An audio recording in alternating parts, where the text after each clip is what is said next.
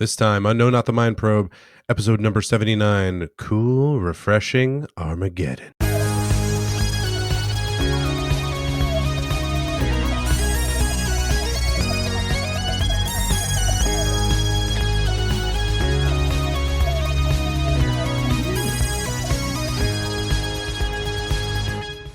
Welcome to No, Not the Mind Probe. That's good. Yeah, right? Very It's a good. good Ice Warrior, I think, anyway. I think it's a very good Ice Warrior. Yeah, very good Ice Warrior, which you will find more about the Ice Warriors in this podcast. Or at your local library. Yeah, or just go to your local library or say, sorry, I'm stumbling a little bit because I'm trying to avoid using a script out of solidarity for the Writers Guild of America. We've been in solidarity with them. Yeah, 2.5 years here. We've never. Mean, a lot of you know when I see people on the street, and often they do come up to me now that we're on YouTube, and it's hard to go anywhere now and be left alone. But they say, "Oh, no, not the Mind Probe." Just seems like such a tightly scripted hour of Right. and it's true. I mean, we have writers' rooms and we have rehearsals and dress and tech. I mean, it takes a lot to get this out. But now we got to wing it. I will not use a script because writers make the world go. And in all seriousness, support your Writers Guild. Doctor Who is a show that is really, truly about the writing more than anything else. They, of course, are not affected by this strike. But the American ones also do a very good job. And they deserve more for what they create. There would be no entertainment, period, of any kind. If any kind. No writers. Yeah, nothing would entertain people. Except podcasts, except unscripted podcasts like this one, where we watch and rank every single Doctor Who story ever. My name is John Grant, and I've been watching Doctor Who for 38 years. 38 years. That's crazy. Crazy time. And my name, sorry to step on your 38 years. Let's really let that land and sink in. 38 years. I'm Porter Mason, and John Grant, just heard, has been asking me to watch Doctor Who for 26 years. And a couple years ago, I finally said yes. So each episode of the podcast, we look at 2 Doctor Who stories. Mm-hmm. We're going through the new series in order, which we stress because it almost feels like...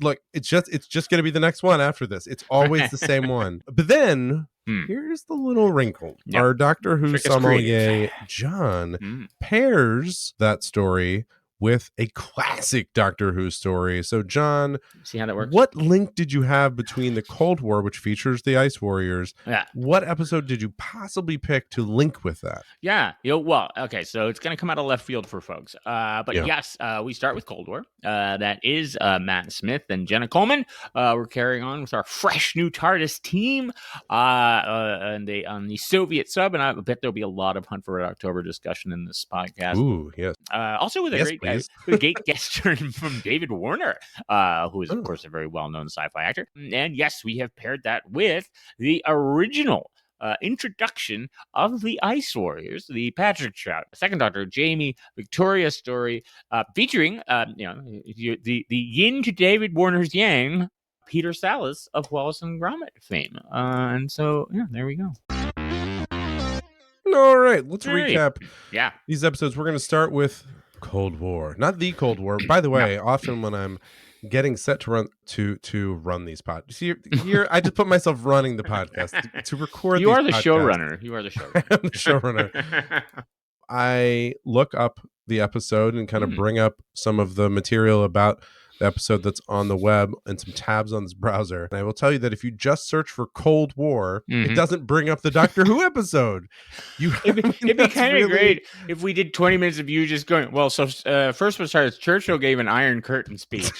And then what happened? Actually, let's first really dive into post-World War I Europe and then really set the stage here. How did we get here? Well, anyway, no, we're talking about backstory. That's all backstory to the Doctor Who episode. Yeah. And it is, in a way, because this episode is about the Cold War. This is season 7, episode 8. It is the 234th story of the 200. I'm sorry, I believe 300 currently Doctor Who stories. It aired the 13th of April, 2013. As we mentioned, it's the 11th Doctor and Clara. It's kind of Clara's first, not related to her origin outing. It's kind of like just a straight ahead, right?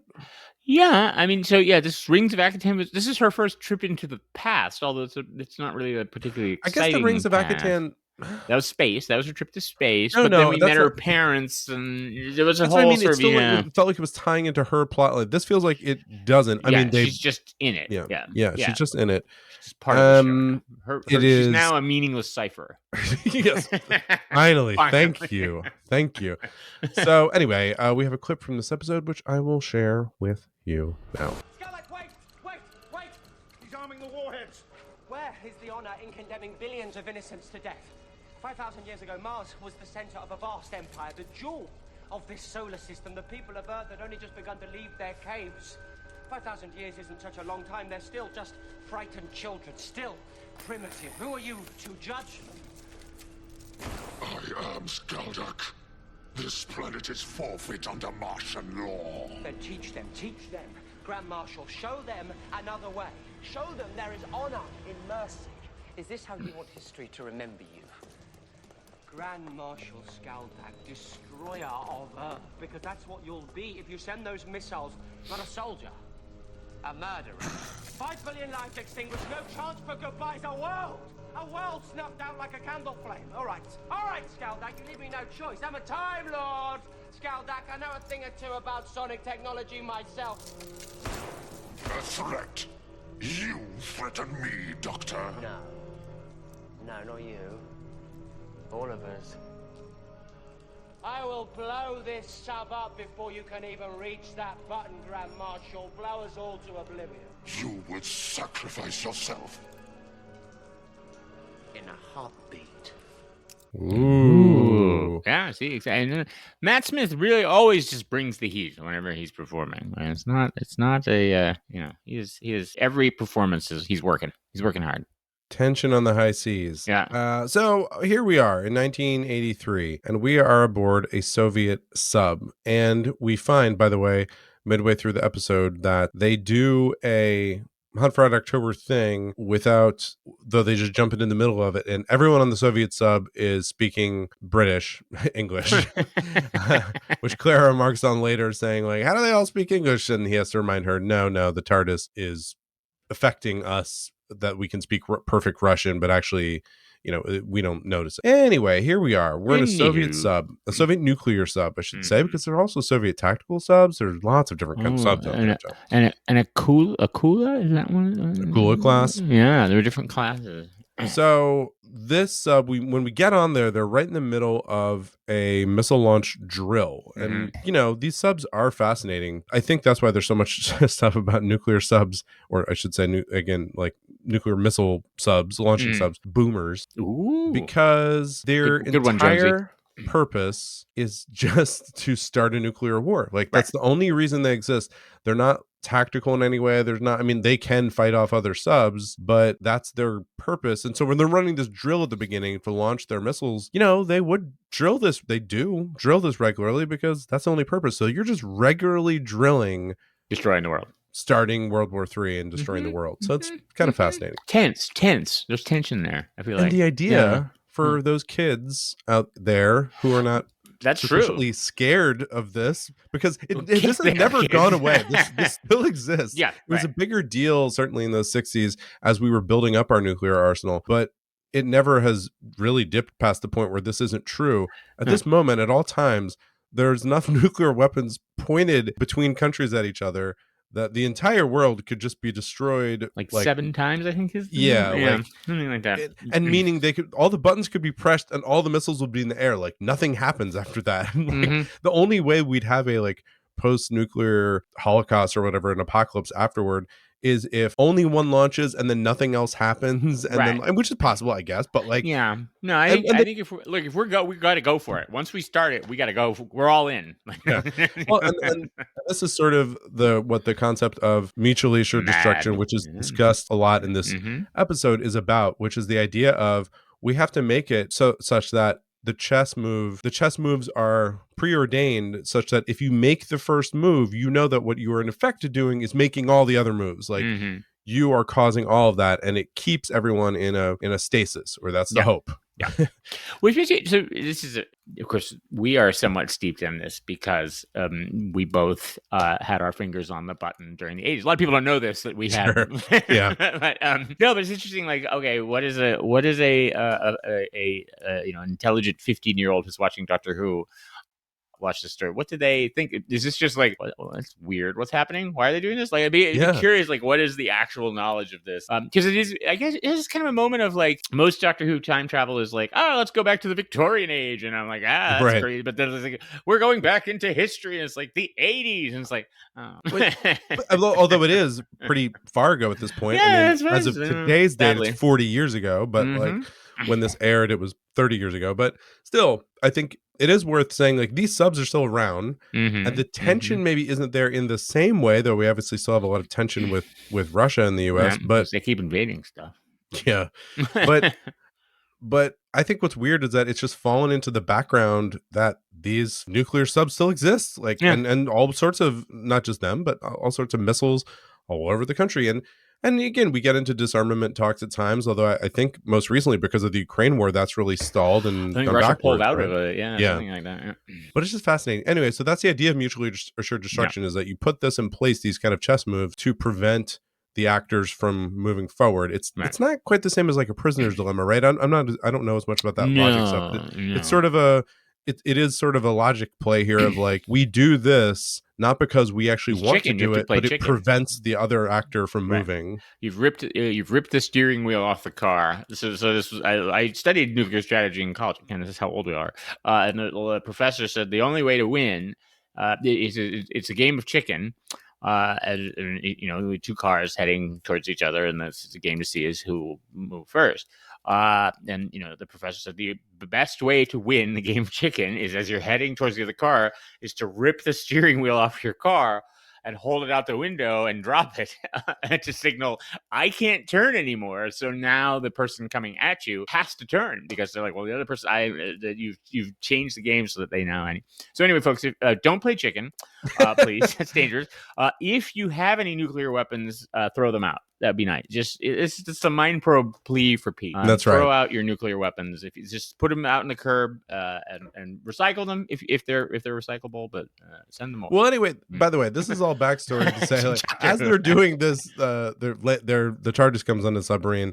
As they're running this nuclear drill, they're like, oh, by the way, we got this hunk of ice that we're thawing out. It's like, how do they get this on here? But there's a hunk of ice they found down below, and they're defrosting it. What they find is an ice warrior, which is a cybernetic being, like a kind of a half man, half machine being from Mars.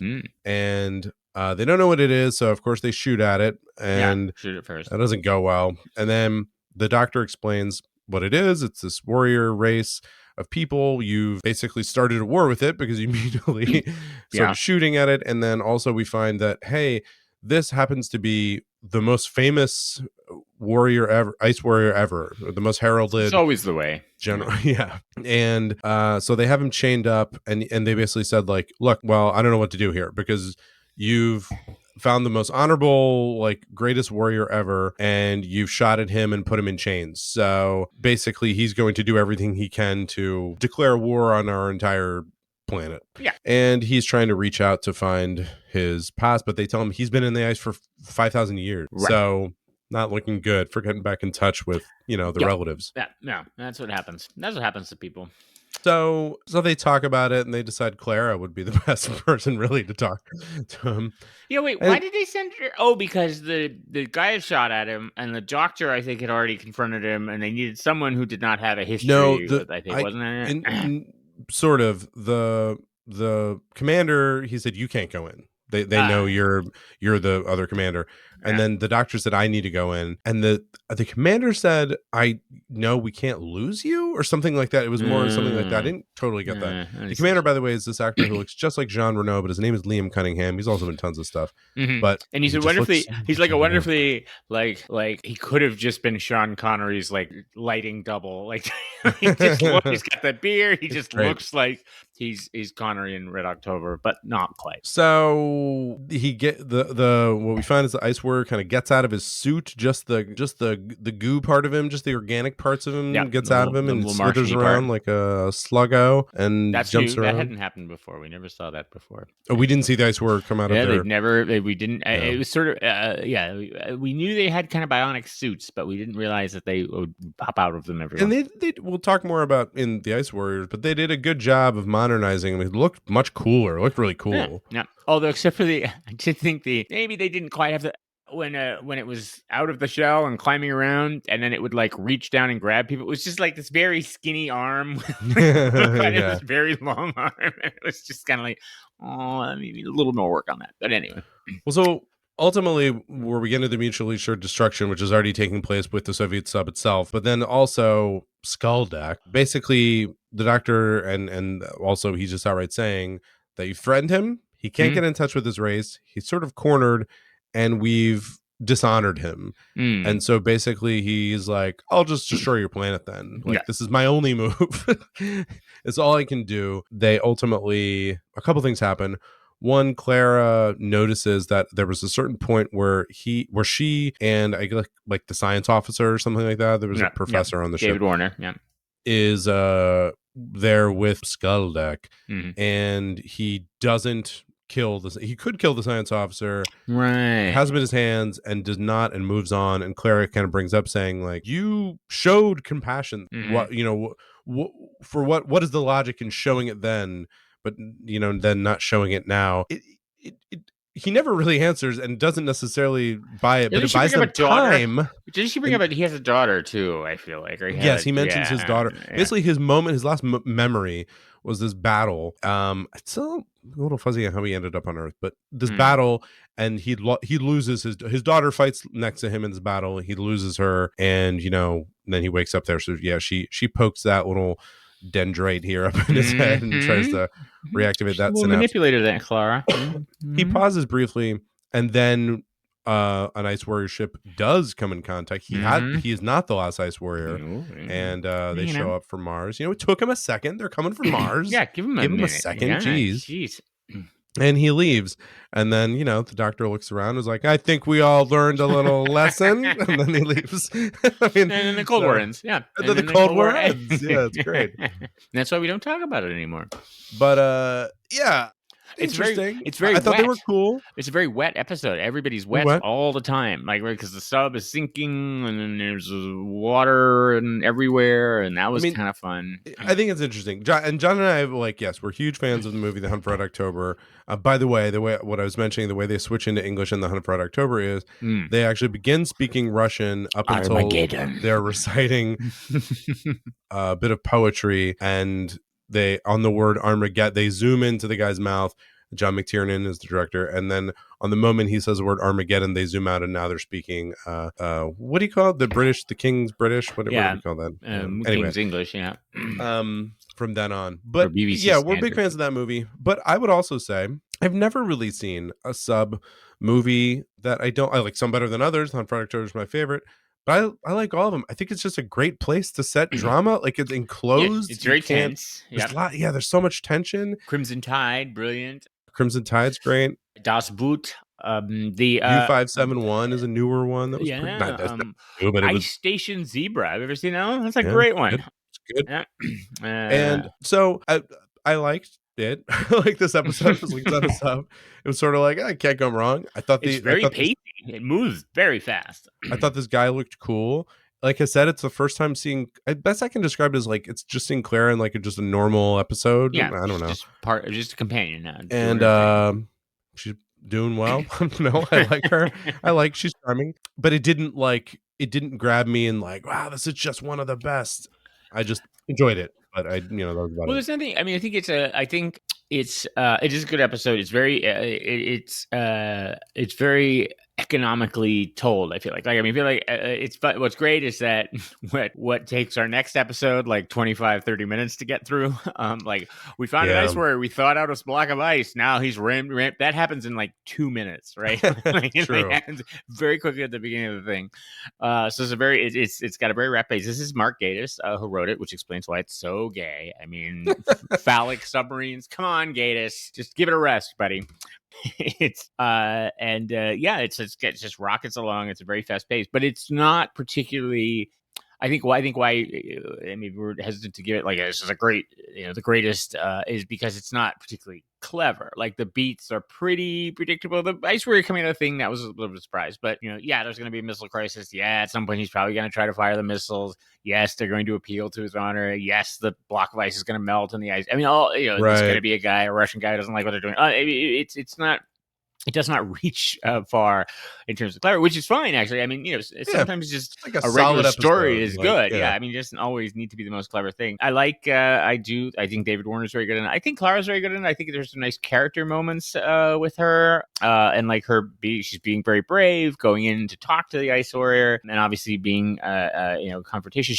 I think they also make it, this is the moment, and we've seen this in other stories, I feel like with with Amy or others, where it's like the adventure becomes real. Like it's like, oh, we could die here. Like there seems to be, it's a nice element of the modern series where they're kind of, every there's a moment, because I feel like it does seem like, hey, we're off on this great adventure and we're going to travel in time. It's going to be so much fun and all that kind of stuff. And it's like, oh, we could all die here, which is good. I think that's a nice moment. Props to the voice of the Ice Warriors. That is Nick Briggs, who is the voice of the Daleks and the voice of the Cybermen.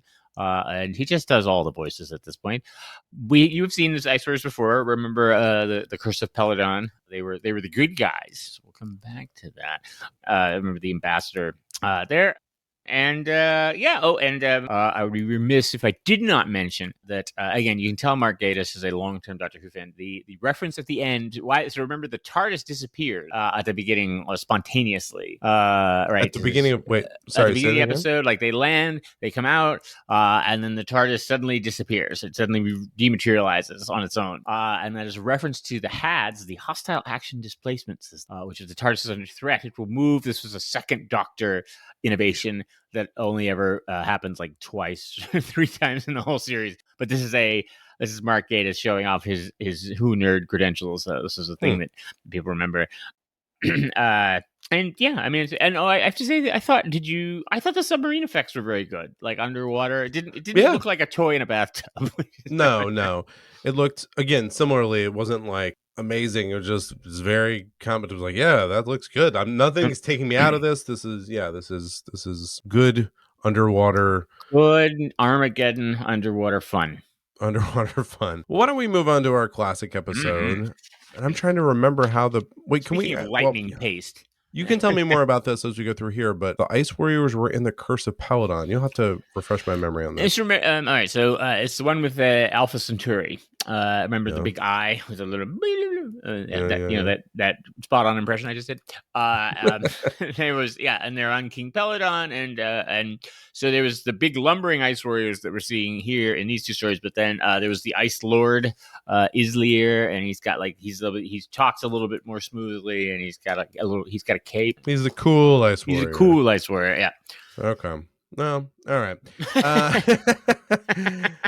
So we are going to talk about. It's like you only watch these once and then you just move on. I don't know. It's not. I don't know what's going on. Oh no! A normal person watches them 8 times.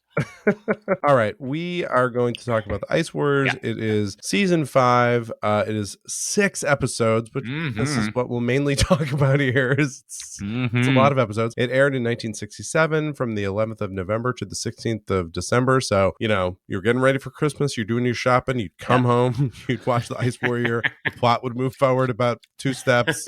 You'd wait another week. It's snowy outside. It's snowy inside. You're building. This is Patrick Troughton. This is the second Doctor, along with Jamie and Victoria. Who, I like this group because this was the group for what was it? The Caves of Androzani or something? No. This was the group for the Web of Fear. The Web of Fear. Really No, something else I'm not thinking of. The first Cyberman one. Tomb of the Cybermen. Yeah. Yes, Tomb of the Cybermen, or maybe not the first one, but Tomb of the Cybermen. Yeah, one of your first Cybermen. I like this group. So let us hear a little bit of a clip. Yeah. Open up! Come on, open up, I say! Very well. I shall count to 10. 1, 2, 3.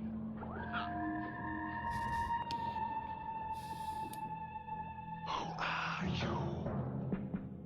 I never answer questions until I'm addressed properly. You will answer now. Very well. You are standing in the airlock of this spacecraft. Unless you answer my questions within 10 seconds, I will take the atmospheric pressure around you down to 0. But if you do that, my body will explode. 1, 2, Oh, well, no, we don't find out what happens. But if you do that, my body will explode. Oh yes, poor, All right, poor, so poor. I'm gonna summarize this, but like we said, it's a very long story. Now, I think I'm gonna summarize it fairly quickly because it drags on in a lot of parts. But then when I'm kind of looking through the summarization in some of the areas, the summarization's very long too. So I don't know. The core. The problem is it's characters arguing about the same thing back and forth. Yeah, A lot. right. Yeah. There's a lot of Yeah. that. Yeah. So we are on Earth. In Britain. Yep. Yeah, because what we Britannica find space. out is essentially global warming. We were off on that. We had a bunch of global cooling. Yeah. Mhm. And we're here on a Britannica space. Mm-hmm. So we're in Great Britain. What's happened is due to I forget why they got We ate rid all of the a bunch of plants. plants. Yeah, Well, we no, ate- I I know, think but we ate they all the said plants. why we got rid of the plants, and I don't remember. Because I think we started making artificial food or something like that, and We had to get rid of the plant. I don't know. The population grew, and it actually has my favorite line. One of my favorite line deliveries is from Clint, played by Peter Barkworth, was his name, who is a great performance. But he does this whole speech where he explains what happens, and then he has this great line reading where he says, "And then one year there was no spring." It's just wonder. He's just very good. Anyway, Yes, that was very good. poignant moment.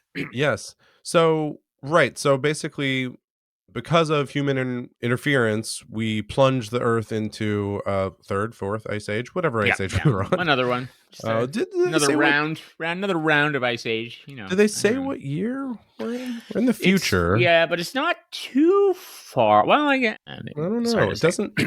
Doesn't look like it's mentioned here. I'll try to root around for that. But so, did you like, by the way, how I enjoyed how it's set in like a Victorian house or something like that, and they kind of just threw away like, oh, so it's preserved as part of the National Trust to keep it historically like it was back in the day, so that we can reuse this set. Very good. Yeah.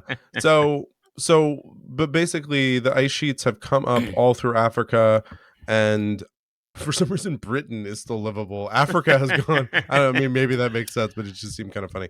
So they are on a scientific mission to try and determine, or they're holding back. They're holding. Yeah, the way they're pushing back the ice sheets is they're essentially they explain it as like ionization. But I don't know why they're talking about ionization to do this, but they're essentially saying they're lensing parts of the atmosphere to focus the sun and like burn up the ice, I guess, locally, which doesn't really make sense. But at any rate, but you can't melt too much of it because if you do, the entire planet will flood. Like you have to just gently melt it, I guess. Yeah, and so they're on the scientific mission to do that. That's where they arrive.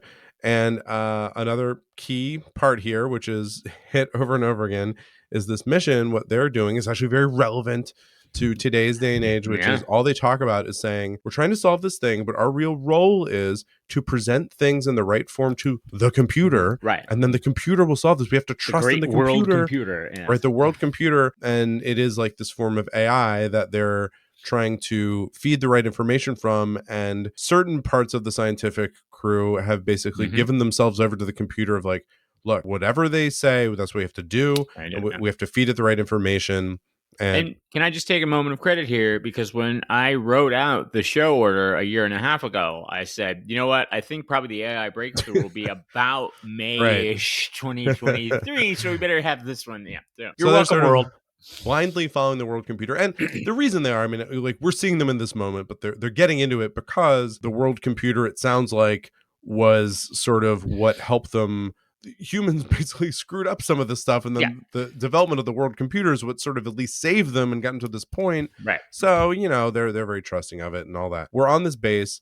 The Doctor, Victoria, and Jamie are there, And just mentioning this other group before we get into the Ice Warrior is that there's another group, which is a kind of a renegade scientist who's left, who is Penley. tired of this sort of rigid thought and giving everything over to the computer. He's escaped. That is it. Bentley. What is it? Penley. Penley is Penley. Played by the great Peter Sallis. And he's really great, and he's there with kind of a offlander, a loyalist, a survivalist, or you know, you did say something, but he's Scottish. Yeah. I feel like there are some jokes about Scottish people in there that maybe go over my head. Right, I think that's right, because he and Jamie were immediately like, oh hi, like scientists. It's played by the great Angus Lenny, who's sort of the stock Scottish character and and we'll see him again in a couple of weeks in Terrors of Zygons. So they're working toward all this, and they're trying. You know, this is sort of a bad shape that Earth is in. They actually, and they're saying trying to avert a new ice age, but it seems like the ice age is pretty much whatever. Much here, yeah.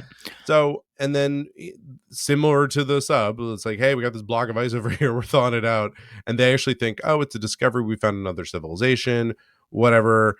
And we find that it is an ice warrior. And then so similar things happen where it's like, oh my God, we got to fight it. What do we do? Ice warrior talks really cool, looks less cool because that uniform bunches up around the crotch. Looks like he's wearing Depends or something.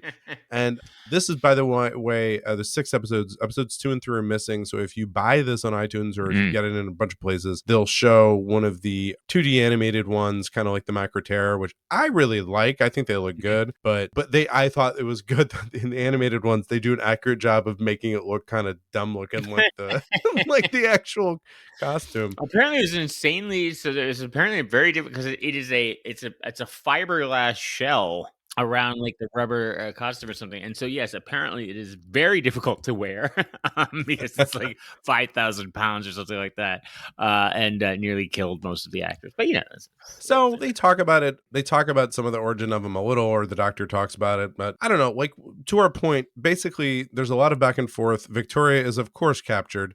Jamie is then captured and injured. The companions, this is a companion era where there's lots of just capturing for. And by the way, I should have mentioned this right in the beginning. The second Doctor is incredibly fey and in a great fur coat. He just is like just doing some great stuff. And so they get captured, and then there's a lot of this tension of danger is imminent or things are happening, and the scientists are sort of, their feet are in cement where they're just like, well, we just need to wait and see what the computer says. And they just keep doing this over and over again. Yeah. One thing they finally get to, very similar to, similar plot to like HAL from 2001 in a way, is saying we're asking it for a solution that will kill it. Ultimately, what's involved in the solution is the computer just relegating itself to death, essentially. And so it will never lead us toward that, because it feels like that's against its prime directive to kill itself. So it's not giving us answers. And it is a nice setup. And so basically it's okay. The ice warrior ship is buried in the ice. The ionizer melts the ice. The ice warrior ship is buried in the ice. As the glacier moves forward, the ship is getting closer. The ice warriors think, oh, the humans have this weapon that could blow us up. And the humans are like, oh, but if we blow it up and it has the wrong kind of engines, it will cause a massive, basically nuclear holocaust or whatever. And the whole thing. And it's also not a weapon. The ionizer is not a weapon. Like, and so neither side quite knows, and they don't want to give away their, the humans don't want to let the ice warriors know that they actually are afraid to shoot the weapon, and the ice warriors don't want to let the humans know that actually I think their engines wouldn't cause this problem or whatever. And so it's a nice setup that is set up and explained many times. Right. And it's also a common thing. Well, what's going to happen. Ultimately, the rogue scientist comes back. The ones who are kind of shackled to only do what the computer say find themselves at a disadvantage. Some of them end up dying, and then Penley comes back and says, look, we're going to work without the computer. Clint ultimately agrees, and they start the ionizer. The ship does explode, but it doesn't start a chain reaction. So it's sort of you know, it does destroy the Ice Warriors, who we haven't really determined are bad, but just but stuck. so yeah, I don't want to, and really that is my main. I enjoyed this episode. My main problem is just what we talked about, which is like I just sort of started to lose interest because they kept treading the same thing over and over again. But I liked it at the beginning. I thought, like you mentioned several of the actors whose names I did not know. I thought everyone was doing a really good job. It's an interesting little scenario. It's like really right in Doctor Who wheelhouse. Yeah, writing. it's another Base Under Siege, right? So there's Patrick Troughton. It also feels like theme. This kind of writing, probably including some of the padding and stretching out, feels like, oh, this is a template they did again later in like Fourth Doctors and stuff like that. Like they really used like, because it kept having to remind myself, oh, this is actually only the second Doctor. This is early on, like, and it was really good, but it was just should have been 6 episodes. It should have been maybe 3. Like, yeah, I mean, 3 or 4 at the most. And it would have been great. It would have been like really, really good. Yeah, and no, it's great. It's just by Brian Hales, who had written. Actually, I think maybe the only one he's written before this is the Smugglers one, which we did not enjoy, but that the pirate one with the first Doctor. But that is, of course, because I think we didn't have any of it on video. It is the first appearance of the Ice Warriors. I think you're right. The actor, this one, the thing that I think always my favorite character in this one is Clint. The leader of the thing with and whoever decided to give him the walking stick and sort of just emphasize like that the human is more and then make him dependent on the computer. His performance is great. It blows me away every time because I think he's really, really good in it. I think Penley, Peter Sallis is excellent. The Ice Warrior is played by Bernard Bresslaw, who apparently was a very at the time a very well-known comedian. And I think I even read somewhere it was like it was kind of a big deal that they'd cast him. I think he'd been in movies and stuff like that. He's also giant. He's also huge. He is like 6'9" or 8 or something like that. So he towers over everyone else they wanted. But they were also kind of like, wait, why are we hiring this? It's like, hey, we got a famous actor in it. Oh, so where is he? Oh, he's in an Alien, and he's not talking like himself, and he's not being funny. I do give them credit. They give for Doctor Who, they have many Ice Warriors, not just one. And then like he goes out of the room, and then there's 3 more back here. Oh, they just left. There's like a number of them. Victoria again gets on my nerves. This one, there's a lot of running around and screaming, and what about Jamie and all that kind of stuff. But in general, I think they're all very good. I think you're right, Patrick. This is one of Patrick Troughton's definitely one of his like bumbling like whoa things. I think it's isn't there a great scene where I think this is the one where he's in the lab or something like that, and they show him a machine that can make any chemical formula that he can think of and stuff like that. And he says, oh, excellent. And he like uses the machine. There's this whole moment, like 2 minutes of him using the machine. And then he opens the thing and he pulls it. And they're like, what did you make? He's like, oh, water. I'm very thirsty. He just drinks the water. Yeah, I mean, it is, it's very, it is interesting to see the computer storyline, right? And think about it in the context of today. Oh, also, I do want to call out the fantastic soundtrack, the operatic. The whole thing is absolutely and great. the cool opening sequence. Which little titles. This story has its own little title sequence that's unique to it, and they use it all 6 times. It's really funny, and it's funny too. I mean, it is interesting. Clearly they're in a studio with polystyrene, styrofoam, snow and ice everywhere and stuff like that. But yeah, no, this is it's very it's like I think by now the movie The Thing from Another World had come out, the original one, which this borrows heavily from, right? I mean, you've got the alien in the ice melts and the alien goes on it, which I think there's a John Carpenter version, which I've heard is very horrifying and I've never seen. Very good. Scare me. But I've seen the 50s version where they find a saucer under the ice and all that kind of stuff. It clearly borrows sort of the key scenes from that. And you can also see that the Cold War, which you just watched, borrows key scenes from this, the melting Ice Warrior and the explanations and stuff like that. So yeah, this is definitely regarded as a second Doctor class, like the sort of prototypical, atypical, or a typical second Doctor story. Well, I will leave you with this additional fact, which is that the German public TV watched this show prior to deciding whether or not they're going to pick up Doctor Who, and they refused unanimously. Reasons given included starry-eyed decoration and costumes, as well as obscure scripts. And as Wikipedia says, subsequently, Doctor Who remained relatively unknown in German-speaking countries. Mm-hmm. Okay. Ugh. Theme.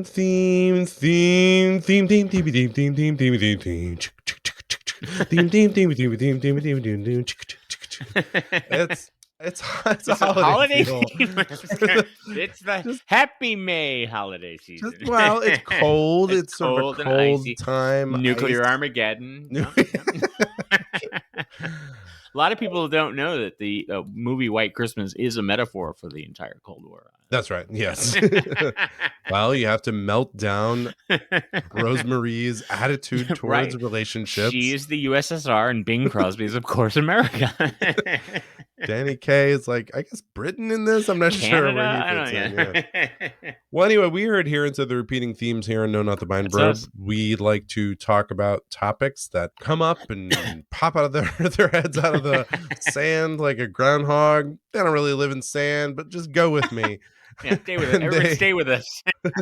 They repeat. Again, all we're right? working without writers this week.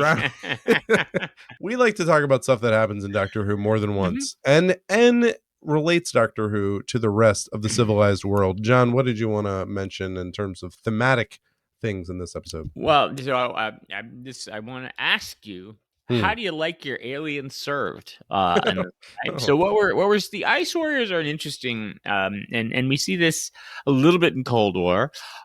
We see their starting point in the Ice Warriors. Obviously, we see a little bit of this, and then we see sort of their development up to Cold War. And they'd had a few subsequent appearances. We have seen now Curse of Peladon, where they were the good guys. The ambassador and ends up being, and then there was also the Monster of Peladon and the Seeds of Death. And what's interesting about them is the Ice Warriors are one of those monster races in Doctor Who that have developed a bit of character. That they're not all evil, and they have a code of honor, and they are supposed to be complex characters, and they're not just monster of the week that roams around killing everything. So the question is, which do you prefer? Which should monsters be, right? Because you can, are they just meant to be the cool thing that marauds around, and we all know we can unite against the monsters? We know they're bad. Or do you want the complex monster that has a therapist? As upset. What is the monster? I like the monster that has the backstory or the reasoning for what they're doing, like why are they doing what they're doing. And I think, or at least some of the ones I've really liked, are when you can kind of relate to why they're doing what they're doing, even if you're like, well, you really shouldn't be destroying the entire Earth. That's a little much, but we can kind of see where you're coming from. Like, okay, we don't want you to destroy. For background folks, Porter was once frozen alive for centuries. Yeah. So really relates to stories that reflect. And for background, John lives on Earth, and so that colors his feelings about a lot of these things. We've always had that sort of odd couple dynamic. But yeah, I like the ones where they're not just mindless automatons just Killing like machines. marching toward you. Like they have some kind of philosophy that you might not agree with. The philosophy, we're like, well, that's their thing, they're consistent. I do like the ones, I'm trying to think of examples of this. The Centaurans might be the ones where we've seen enough where we see this. The Centaurans come to mind, but there might be others where there's a overriding cultural thread to the monster, to the race of people, to the planet, whatever. But then there's room for variations on a theme within the different ones you see, right? That they all still match up and are Centaurans, but within the Centaurans, you have different ones. It's not just all like cookie cutter, like they're all the same, which, to be honest, Silurians is a big one, right? They're the ones that are always Silurians, all the different characters, yeah. And in a weird way, I think I like the Cybermen, even though they are completely not like that, but I don't know, there's something about them. They come back in different flavors, which I like. Yeah, it's why I don't really love the Daleks. I still can't really get into them because even though they've introduced lots of weird little variations of Daleks, they just always feel like the same, like relentless. Yeah, we just kill everyone, and I'm like, why? I don't understand sometimes. So I like the ones that have more of a there's something to them. Yeah, like their therapist could tell you where they're coming from, and then that's consistent. They stick with it, but they have a reason for wanting to take over the Earth. Yeah, the Silurians is great because basically they're like, we were here, like this is it's our ours. Yeah, yeah, right. yeah. So Yeah. that, I like that. And some are like, we should kill everybody, and some are like, don't kill everybody, kill some people, but not all the people. So an example like I will give is a very common one from the Infinity War thing is I liked the way that villain Thanos had this philosophy where he was saying, I'm trying to I want to kill half the population of the universe because I think too much suffering is caused by all the people in the universe. And if we could just if we could just get some elbow room around here. It's not wrong. So, right. It's like, wow, that's a really barbaric solution to it. But when it laid out, he was like, I'm not doing that. It pains me to do this, but like, I think we will all ultimately be better for this. So that is scarier because it's sort of, oh, he has a reason for this. I could buy into this. I could get behind this. And he can't be dissuaded. It's like, no, he's thought this through. There's nothing. It's not like, don't stop, you're hurting people. It's like, yes, I thought through all of this. I know what I'm doing, and that seems scarier. Interesting. Yeah, so it's interesting because it's like you compare. So I'm trying to think of like the place then of like zombies. Right. Have no They're motivation. Right. Right. Like you're not going to reason with them. So you just shoot them in the head. I get a little bored of that. Yeah. You just shoot them in the head. Yeah. Or robot, like the stormtroopers or the robots that in the prequels and whatever. The Empire has a. Yeah, you're saying the stormtroopers themselves, the robots themselves, right? It's just like and it's like it is cool to see them defeated in interesting ways, but at the same time, it's also like they're just cannon fodder. Like it's not, I guess sometimes you need that. I mean, but yeah. So it's like complex motivations are important on some level. Yeah, I'm just trying to figure out. It's like, what do I enjoy more, or like is there something about like that I just want to relax and I just want to relax and watch people kill a whole bunch of people with no motivation. Well, you know what? Why does it have to be so complicated? The other thing is and Doctor Who does this a lot. I think there's a sometimes can be a failing where you add in some complex thing to the monster in the story because it just feels like that's usually a mandate for Doctor Who. Like, hey, we're not just going to put them in here. We're going to give a raison d'etre and tell them there's all these things about this race of people. But then there's also like a complex plot going on within some main human group in the Doctor, and then there's a separate plot going on with like a B part of the human group, and it's like, okay, actually let's just let the monster be like a thing we have to shoot at because we got a lot going on here. And I think in like for zombie shows, for example, the ones that have been successful more recently, that's true. Like, hey, the zombies are the zombies. They have a motivation, but it's like almost a genetic motivation. It's like, we just want to pass on the disease. We want to eat brains. Yeah. So then they add in a bunch of plot to the human, and that's what you're really following. And then the zombie is just like a pressure. It's just like a pressure on the it's not, in a way, it's not the central it's a momentum to the show or the movie. But in Doctor Who, sometimes when they do both, it can get a little loss of like, unless it meshes up perfectly. Right. But I feel like three things either happen. It's either too complex and it's like, okay, I guess the alien had this complex motivation, but I'm kind of lost in all that because this other three things are happening over here. Right. Yeah. Or it matches up perfectly and it's like this wonderful episode. Or it's too clever by half and it's like, oh, the alien is representative of the human conflict as well, and it's a little like, oh gosh, like that's you're other beating people us want to over the show head parallels. Yeah, that's an interesting point because it's like, okay, so like structurally, so even a sitcom, even a 22-minute sitcom has at least two stories, often three, right? A, B, and a C plot. The ones with that have to have a big enough cast. So it'd be interesting to go back and look at. I'm going to start a project where I'm going to catalog plots. Okay. You should go back and be like, all right, when they have a large TARDIS crew or a big bunch of guest stars, guest cast of the good guys, is it more likely that the monster is going to be a faceless, easy thing? And it's like when they have a smaller cast, like just the Doctor and Clara and, you know, the Soviet sub or whatever, then it's like, oh, we need another source of tension. So we need like the Ice Warriors is a great example of, which is good because we're talking about it in this episode. It's like, they have the Doctor, Jamie and Victoria interacting with the people on the base. They have the scientists interacting, you know, Penley and Clint. They have Penley and Storr, and sort of the distrust. There's many plots going on that they'll add, like also, you know, one of the Ice Warriors is having an affair with another one of the Ice Warriors' wife or something like that would be a little too much storylines. It's like, yeah, maybe it's like you create more complex characters because you just need more story to fill the thing, to just as a mechanical necessity.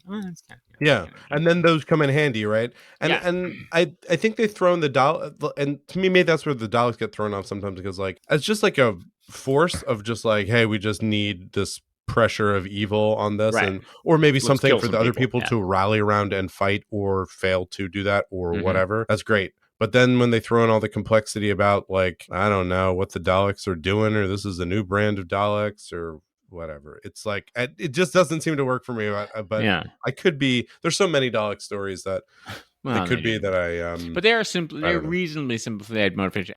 It's compared, like, I'm saying the parallel would be look at Star Trek and look at the Klingons, who are a complex enemy that have good ones and bad ones and all sorts of things back and forth, versus the Borg, who are straightforward. They're just going to try to kill Right. you, kind of thing. And it's Borg interesting. the Borg more introduced, like, sometimes they were clever plot device. Either Right. the Borg is just like, oh my god, the Borg, Plot. we gotta figure out a way around it, or there's like, here's a little twist on the Borg plot. Yeah. But that's what it is. It's just like, hey, Yeah, but there's still the bad guy.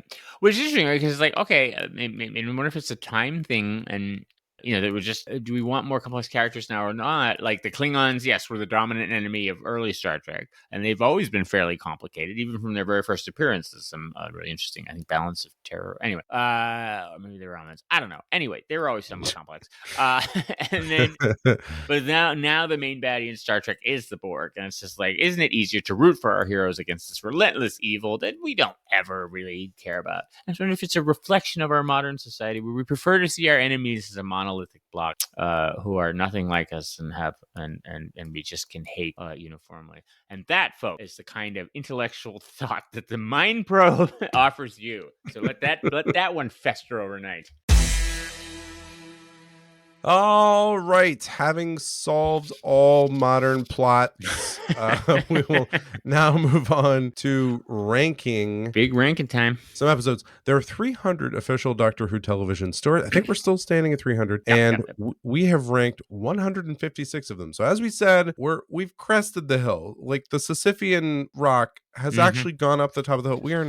We're now just riding this boulder down. Right. Yep. Like until the next season comes out, and then suddenly it's like the hill just came back. Yeah. And we went down like a little dip. I think we're gonna get far enough ahead. I think we that are. when the season comes out, it will be look, believe me, when more Doctor Who comes out, it will be dispiriting and really get us down. Yeah. Especially for me, because I'm like, oh, I'm not gonna watch that for like 5 more years. True. And it's really exciting what's happening right now. Oh yeah, I know.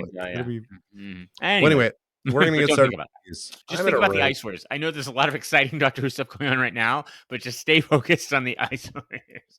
These are interesting. Ranking these. Right. This is gonna be exciting. I'd say at first blush, I'm like, I liked the Cold War. Like I said, I like the Cold War fine. Hey, it's a submarine story. You're always gonna get Porter Mason on board with that, with some submarine action. But it didn't blow me out of the water.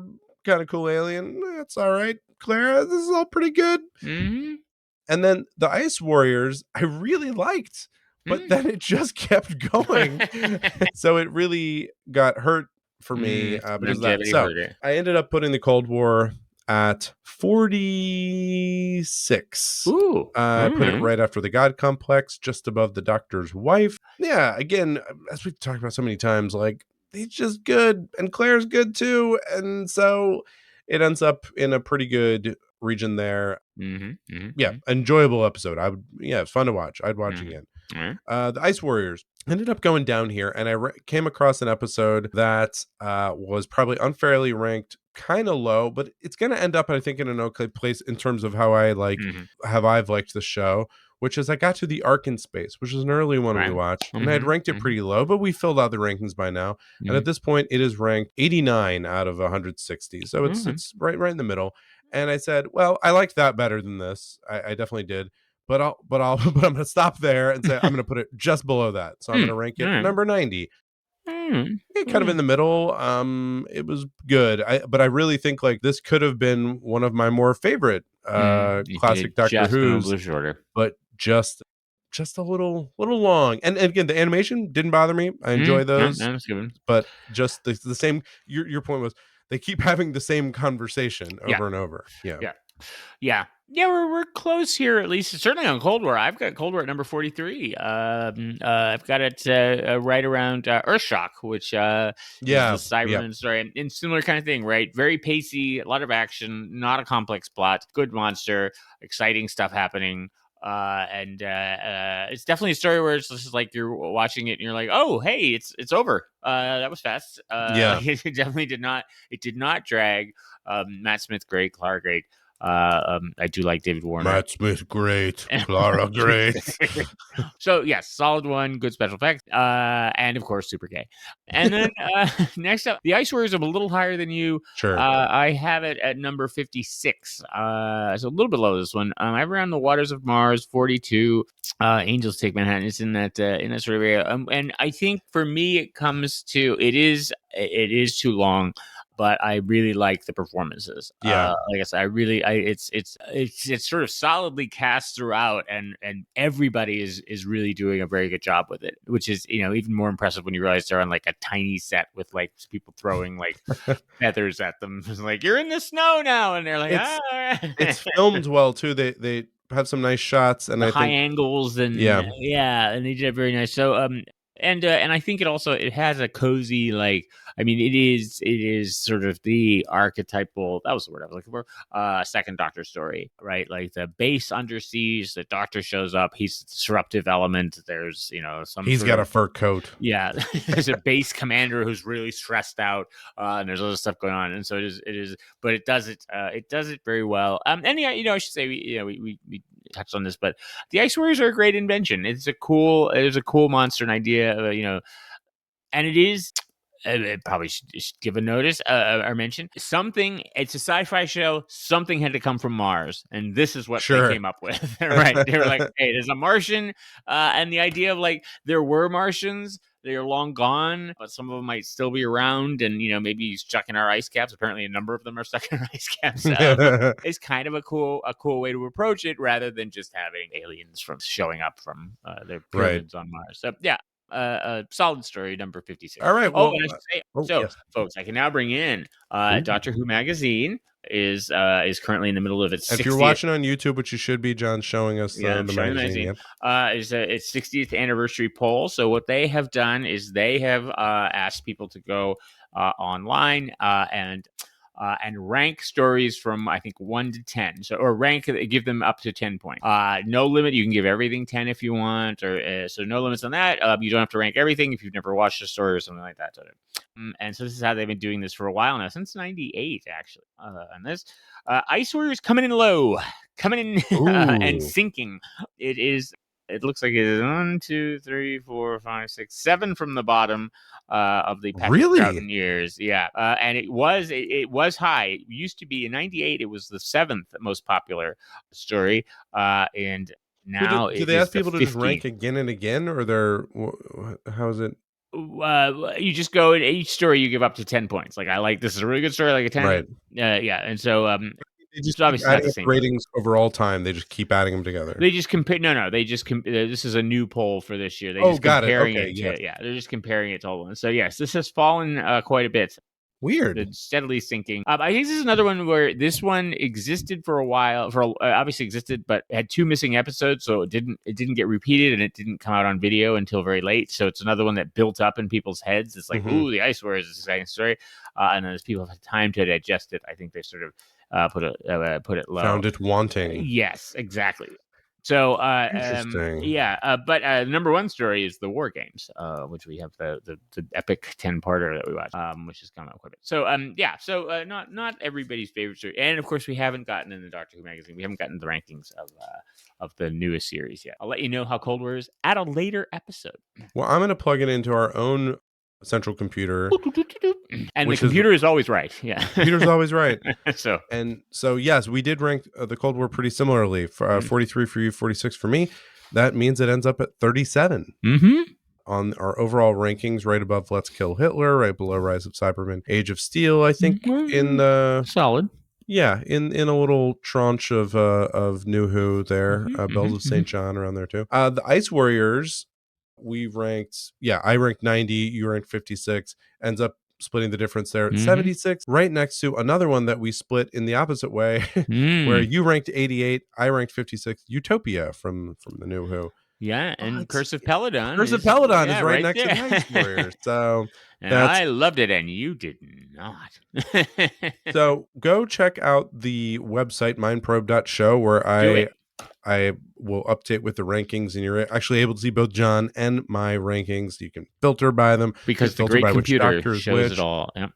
And we also take a look at here. We also try to check in on how are the different doctors doing. Yeah. Let me see where we are. 12th and 13th. Oh, I haven't ranked any of the 12th and 13th. Where does this put the second doctor? It still puts the second doctor. He is.